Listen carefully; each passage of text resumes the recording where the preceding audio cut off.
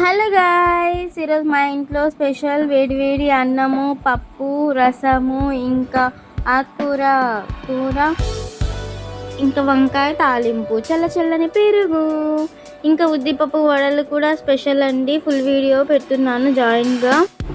Mummy వడలు ఎలా చేస్తారో ఒకసారి చెప్పు మమ్మీ. హాయ్ ఫ్రెండ్స్, ఈరోజు ఉద్దిపప్పు వడలు ఎలా చేయాలో చూద్దాం. ఉద్దిపప్పు రాత్రంతా నానబెట్టాలి.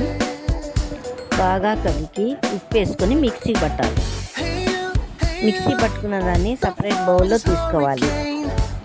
పచ్చిమిరపకాయలు, ఎర్రగడ్డలు, పసుపు, ఉప్పు తగినంత కలుపుకొని వేసుకోవాలి. కడాయిలో నూనె వేసుకోవాలి. నూనె కాగినాక ప్లాస్టిక్ కవర్ తీసుకొని చిన్న ఉంటలు పెట్టి వడలు వేసుకోవాలి. బాగా కాగినాక పక్కకు తీసి పెట్టుకోవాలి. అంతేనండి, ఉద్దిపప్పు వడలు రెడీ.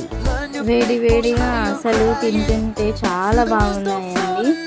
ఈవినింగ్ స్నాక్స్కి సింపుల్గా టేస్టీగా బాగుంటాయి కదండి. మార్నింగ్ టిఫిన్కి కూడా బ్రేక్ఫాస్ట్కి చాలా బాగుంటాయి. దీంట్లోకి ఏ చట్నీ బాగుంటుందంటారు? శనగకాయ చట్నీ బాగుంటుందంటారా, లేకపోతే అల్లం చట్నీ బాగుందంటారా? లోపల సాఫ్ట్గా బయట క్రంచీగా వచ్చాయి, చాలా బాగున్నాయి. మీరు కూడా ట్రై చేయండి.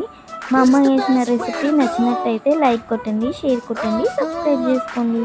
Bye guy.